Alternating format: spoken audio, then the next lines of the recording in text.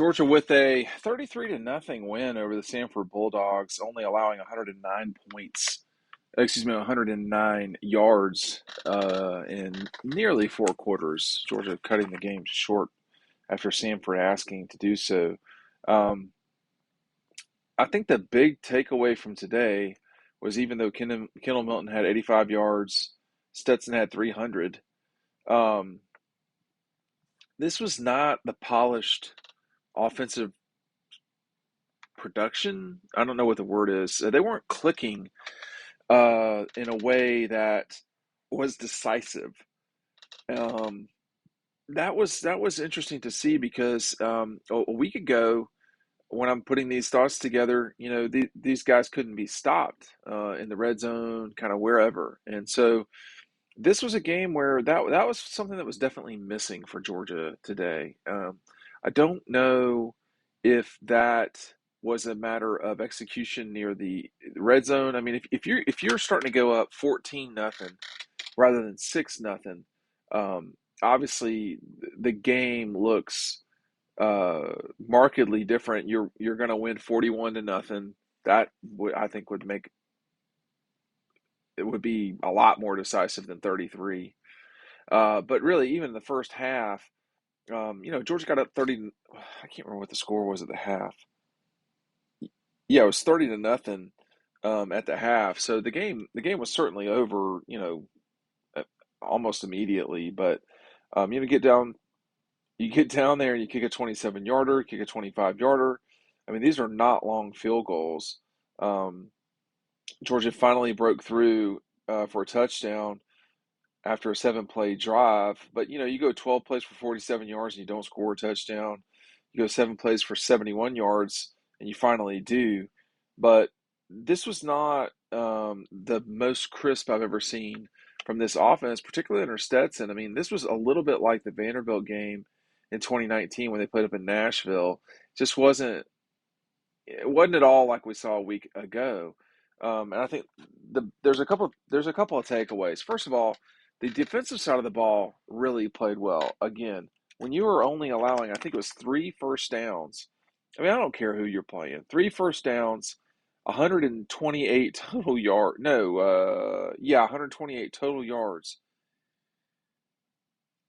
That's that's exceptional. And again, you're not playing the type of players that you're going to see in the SEC, but um, I don't know, 352 total yards for the Dogs. They just didn't score touchdowns, and I think it's slightly concerning that you can't punch it in the red zone. Again, I don't have those exact numbers with me, just because the way things are put together, but that's not good enough, really. I mean, they need to punch in touchdowns. Kirby talked about it. He said, if you're kicking field goals, yeah, that's hard. It's hard to end games by kicking field goals. And today, this season, this team has allowed 3 points. So, but at the same time, you can't really depend on the defense to hold folks to 10 points or fewer the whole time. And what are we doing here? It's that's too much. That's too much to ask of the defense. It's not too much to ask for you to check out DAWGSTRUCTION. The book is down below. Make sure to check out the link, the front and back cover here. I am getting a little bit low on this run of books, so make sure you're picking them up today. We had quite a few orders on game day. That tends to happen. So pick up DAWGSTRUCTION today. You're not going to want to miss it. 80 pages, hardcover. It's a wonderful collector's edition. But defensively, Georgia really, really, really played well. I think it's just a game you don't think about Monday. I think they're going to really hurt South. I think they're going to beat South Carolina's brains in. I think globally, when you look at today, and I'm trying to watch the end of the BYU Baylor game, Pittsburgh lost, which is not a big deal, but Notre Dame, that's just an inexcusable loss. Texas A&M is not good, and today confirms that. But some of us have been saying that for a while. They got real problems there. They're just not good right now, as like generally speaking. So, you eat a loss before you even get to SEC play. I mean, that's just not ideal. Watching Alabama, at the end of the day, they won.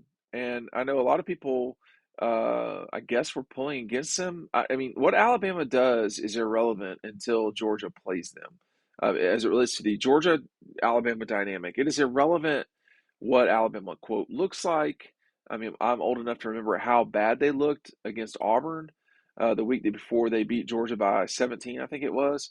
So, that's not a relevant conversation for our particular section of the season, whatever you want to call it.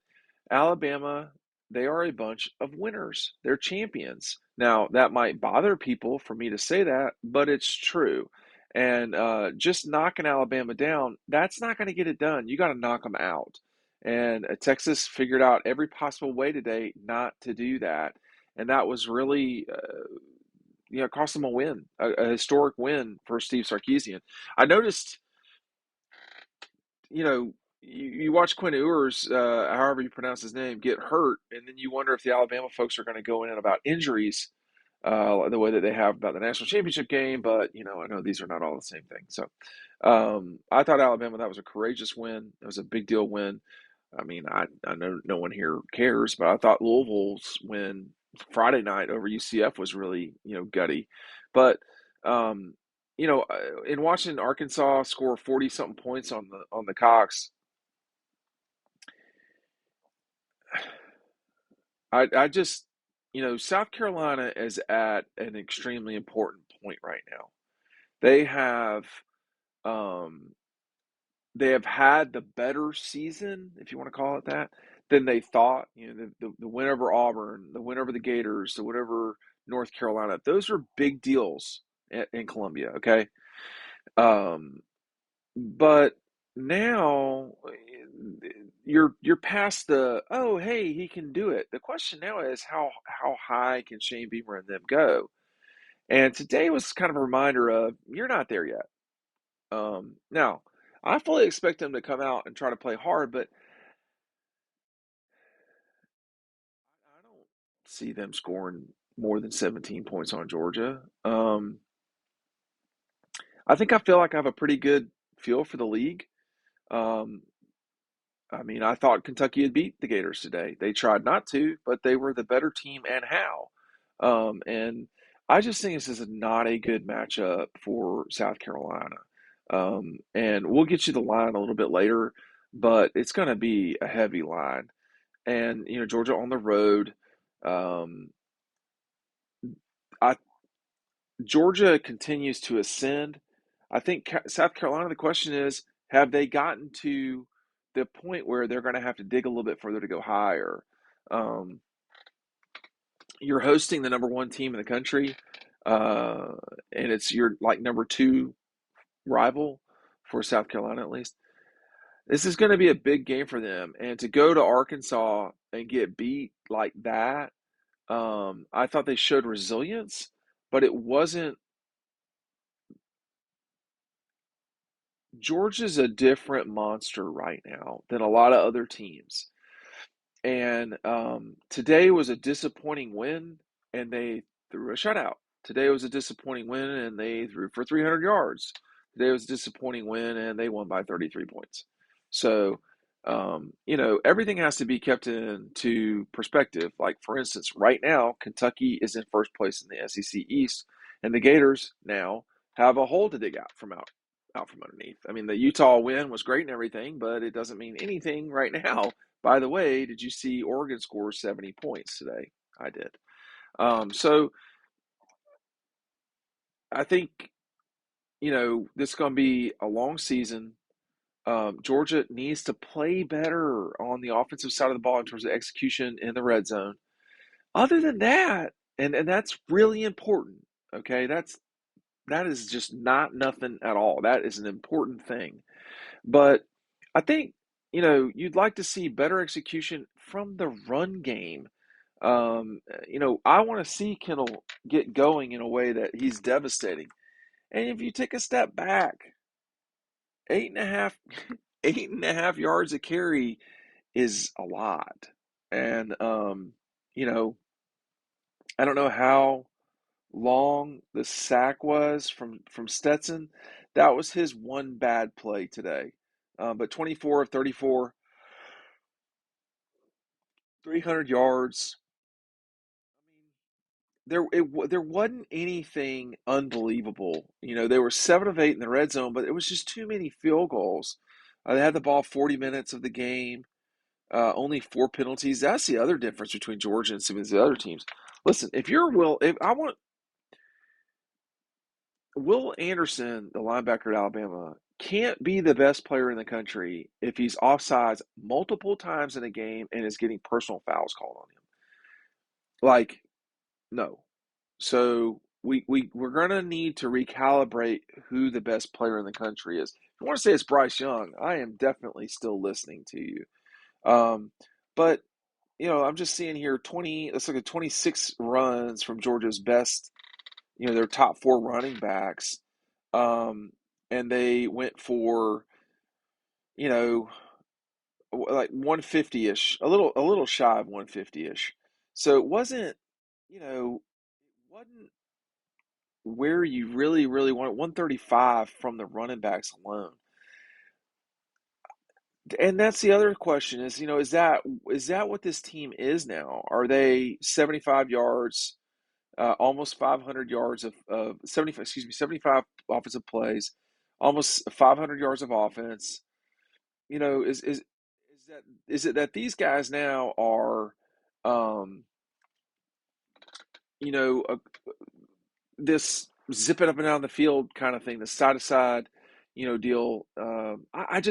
I want to see the explosive plays in the run game. We saw a fair amount of that last week against Oregon. And then, secondly, more importantly, is the closing out in the red zone. You don't want to kick field goals. Again, if you're sitting here, you're talking a lot of ifs here. They kicked a 27, 25, and 26, excuse me, 27, 25, 26, and 25-yard uh, field goals. I mean, that is 12 points. You would have another 16-ish points if you're scoring touchdowns there. And the difference between that's 49 and nothing, right? 16 and 30 and 33. So um, I don't think there's anything to be alarmed about. But when I look around the country today, this was not a great day for your power teams. And I think Ohio State played pretty well. I think Georgia played fine, but nobody watched it. So it will just be like Georgia's little secret, but it needs to get better. And Tennessee, gutsy. Alabama, that was gutsy. Kentucky, that was gutsy. Predicted, but gutsy. And that's Georgia needs to figure out the red zone stuff. The defense, someone's going to score at some point. And excuse me, that's another thing that Kirby talked about is what's going to happen when this defense gets challenged. We don't know the answer to that yet. We don't know how they're going to react when they get a touchdown scored on them because we've seen them play 8 quarters and they've not. You can go back the last 16 quarters Georgia's played football, and I think they've allowed 2 offensive touchdowns. You can't go back. Well, okay, yeah, you can a little bit. I mean, these guys are not allowing touchdowns. So when you start talking about 16 quarters, going back to the Michigan game in 21 to today, Alabama scored 1 offensive touchdown in the national championship game. Michigan scored 1 touchdown. You've not seen touchdown on the Dogs this season so far. I don't care who you're playing. If you score 70 points, you're doing something right. If you do not allow a touchdown, you're doing something right. So this is really still a good team. Will they be the number one team in the country? They might be tomorrow. We'll see. They're gonna keep stealing points from first place votes from Alabama.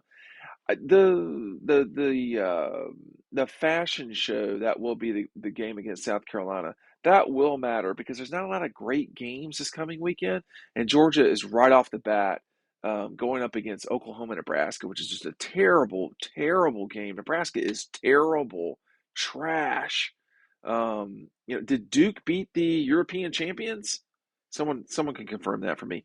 Make sure you're picking up Dawgstruction. We'll have the South Carolina line for you a little bit later today.